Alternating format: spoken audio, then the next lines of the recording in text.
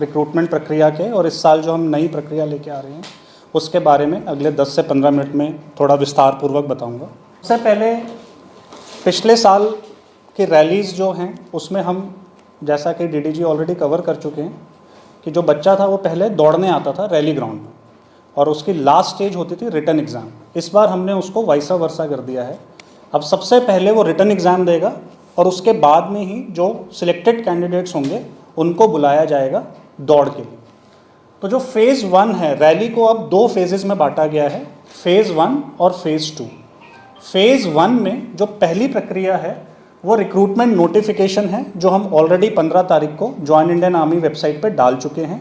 Repeat करने वाली चीज़ है ये, मैं रिपीट कर रहा हूँ कि इस साल जो भी रैलीज़ होंगी उसमें वही बच्चा पार्टिसिपेट कर पाएगा जिसने इस 1 महीने में अपने आप को उस वेबसाइट पे रजिस्टर किया है। अगर उसने रजिस्टर नहीं किया है किसी भी कारणवश तो वो इस साल की रैली में हिस्सा नहीं ले पाएगा।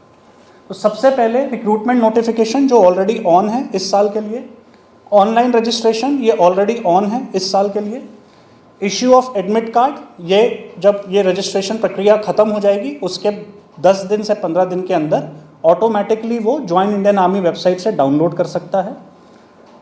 कंडक्ट ऑफ ऑनलाइन सी, जैसा कि बताया राजस्थान में 9 centre as of now already selected हैं, जिसमें से हम उससे 5 सेंटर्स का उसकी चॉइस पूछेंगे बच्चे से, और फर्स्ट सेकंड थर्ड सेंटर ये ऑटोमेटेड प्रोसेस है, इसमें आर्टिफिशियल इंटेलिजेंस और एल्गोरिथम बेस्ड सिस्टम है। उसको फर्स्ट सेकंड थर्ड सेंटर देने की ज़्यादा से ज़्यादा कोशिश की जाएगी। किसी कारणवश अगर किसी सेंटर में भीड़ ज़्यादा होती है तो उसको 4th या 5th सेंटर भी मिल सकता है, बट सफाइस टू से कि उसको इन 5 सेंटर्स में से ही एक सेंटर मिलेगा। मैं आपको जानकारी देना चाहूँगा कि हमारे ये जो 9 सेंटर बनाए गए हैं, एक तो ये पूरे राजस्थान का इलाका कवर करते हैं। इसके अलावा इसमें जो ये ऑनलाइन एग्ज़ाम की प्रक्रिया है ये 10 दिन तक चलेगी। अभी टेंटेटिवली जो डेट्स दिए गए हैं वो 12 अप्रैल से 25 अप्रैल तक हैं। इसमें हर दिन 3 शिफ्ट होंगे।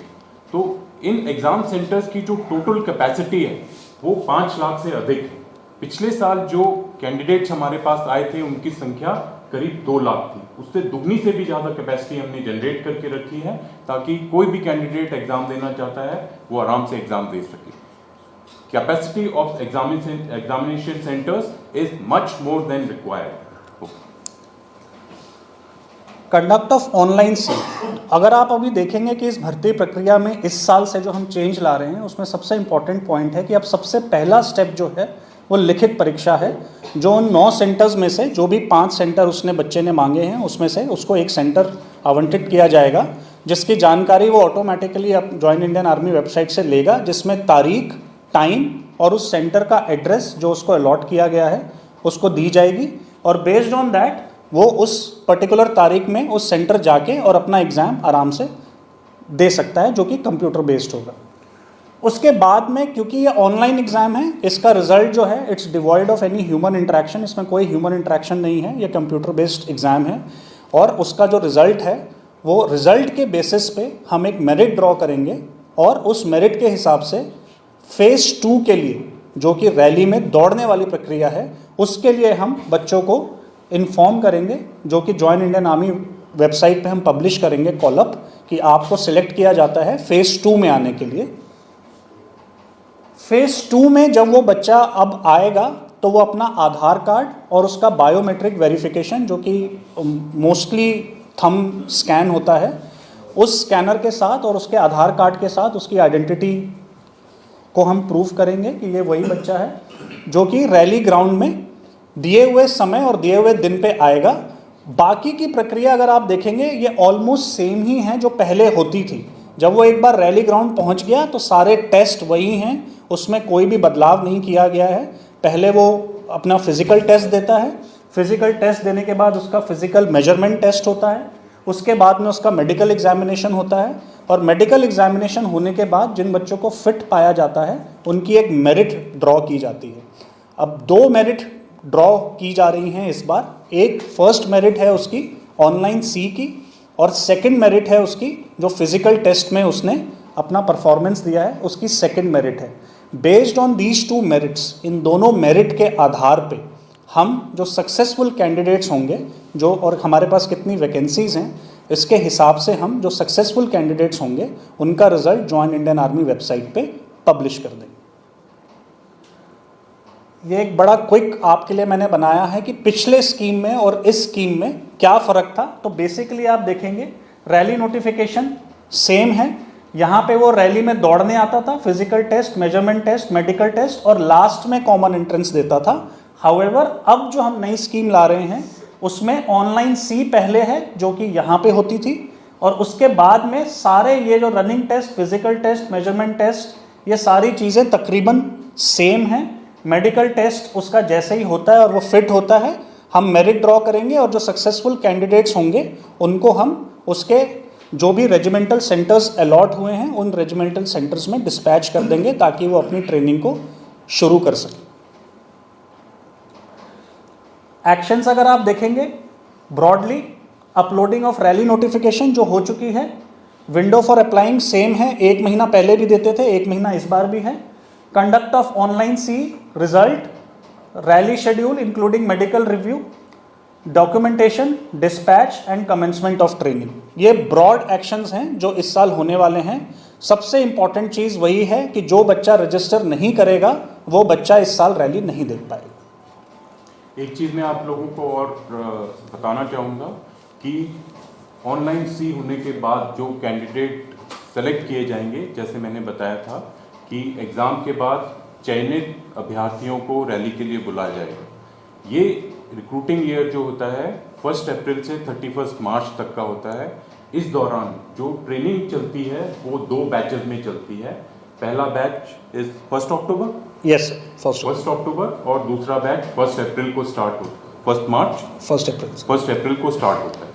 तो इसी आधार से जो है भर्ती की प्रक्रिया को शुरू किया जाता है। आप में से अभी कुछ सोच रहे होंगे कि जब हमने अभी इसकी पूरी जानकारी फैली नहीं है तो इतना जल्दी नोटिफिकेशन क्यों जारी कर दिया। उसका कारण यही है कि ट्रेनिंग अगर 1 अक्टूबर को स्टार्ट होनी है तो भर्ती की प्रक्रिया उसी हिसाब से समयबद्ध तरीके से शुरू होनी थी और इसीलिए ये नोटिफिकेशन इस समय में जारी किया गया। अभी जो ये 2 बैचेस हैं इसके कारण क्या होगा, कुछ कैंडिडेट अभ्यर्थी जो अभी सी क्लियर कर जाएंगे वो पहले बैच में जाएंगे, कुछ कैंडिडेट सेकंड बैच में जाएंगे।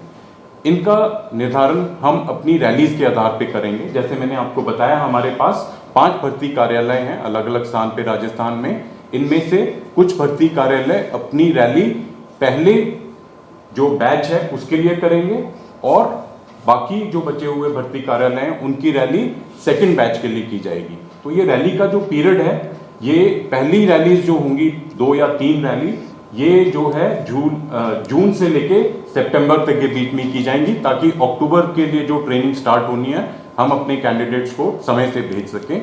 उसके बाद जो नेक्स्ट बैच 1 अप्रैल को स्टार्ट होना है उसके लिए जो रैली होंगी बची हुई वो नवंबर से लेके फरवरी के बीच में हम करेंगे ताकि उनका चयन के बाद उनको समय से सेकंड डिस्पैच और सेकंड ट्रेनिंग स्टार्ट होने से पहले भेजा जा सके।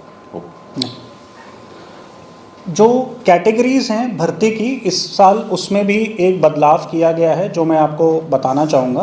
पहले जो टेक्निकल एंट्री होती थी वो 12th पास से होती थी, जो 12वीं पास होते थे बच्चे वही एलिजिबल होते थे अपीयर करने को।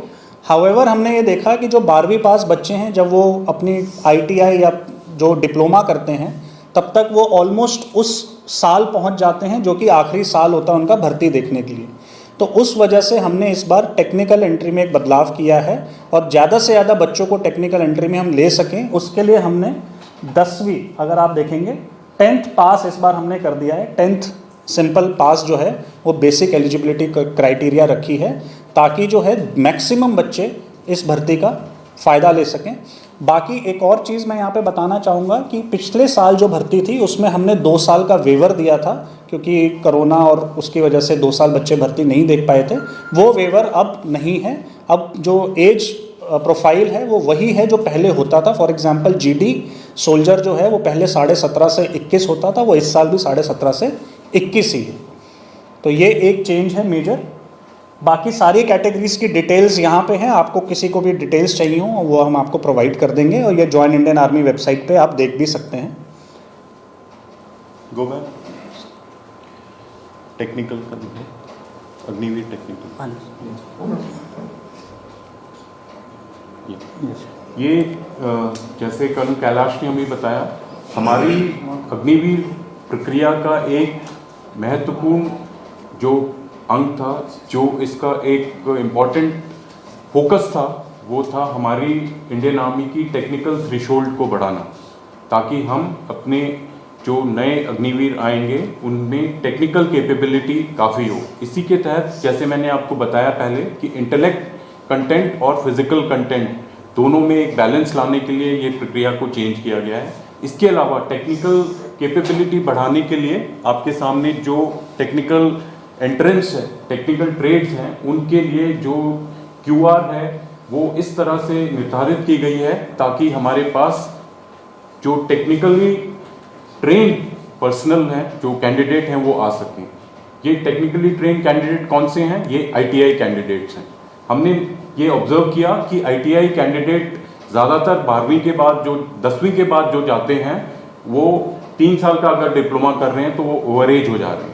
तो इसके लिए हमने जो है, जो QR थी टेक्निकल की, आपने देखा था 10+2 थी, अब उसको हमने चेंज कर दिया है और 10 के बाद 3 साल का ITI डिप्लोमा वाले भर्ती में आ सकते हैं। तो उनके लिए 2 साल की छूट दी गई है, एजुकेशनल क्वालिफिकेशन की छूट दी गई है। 10+2 के बजाय 10th करके वो 3 साल का डिप्लोमा किया है तो भर्ती में आ सकते हैं। तो इस पूरी कार्रवाई का जो उद्देश्य है वो है हमारी टेक्निकल कैपेबिलिटी को बढ़ाना, जो हम चयन कर रहे हैं उसमें टेक्निकल थ्रेशोल्ड को बढ़ाना। और मेरी आप सबसे ये भी आग्रह है कि ये जानकारी कि टेक्निकल ITI कैंडिडेट्स को ज़्यादा से ज़्यादा हमने अपने इंडियन आर्मी में लाने के लिए सुविधा दी गई हैं, बोनस मार्क्स दिए गए हैं। आज की डेट में सबसे ज़्यादा बोनस मार्क्स रिटन परीक्षा में किसी को दिए गए हैं तो वो ITI क्वालिफाइड कैंडिडेट को दिए गए हैं, जो आपको कर्नल कैलाश आगे दिखाएंगे किस प्रकार से कैंडिडेट्स को बोनस मार्क्स प्रदान किए गए। जैसा कि DDG साहब ने बताया कि टेक्निकल लड़कों को ज़्यादा से ज़्यादा लेने के लिए, ताकि हमारे जो नए आर्म्स, एम्यूनिशन और नई तरह का इक्विपमेंट आ रहे हैं, ड्रोन्स आ रहे हैं, उस पर एक टेक्निकली क्वालिफाइड लड़का काम कर सके, हमने ITI से जो लड़के हैं उनको लुभाने के लिए एक बहुत अच्छा बोनस स्कीम रखा है ताकि ज़्यादा से ज़्यादा लड़के आएँ, जिसमें अगर वो 10+2 2 साल का कोर्स करता है ITI में, 10th+ है और 2 साल का ITI में कोर्स किया है तो 20 मार्क्स मिलेंगे उसे। अगर वो 10+2 से 3 साल का डिप्लोमा किया है तो 30 मार्क्स मिलेंगे। 12th पास है, 1 साल का ITI कोर्स किया है तो 30 मार्क्स मिलेंगे। 12वीं पास है, 2 साल का ITI कोर्स किया है तो 40 मार्क्स मिलेंगे।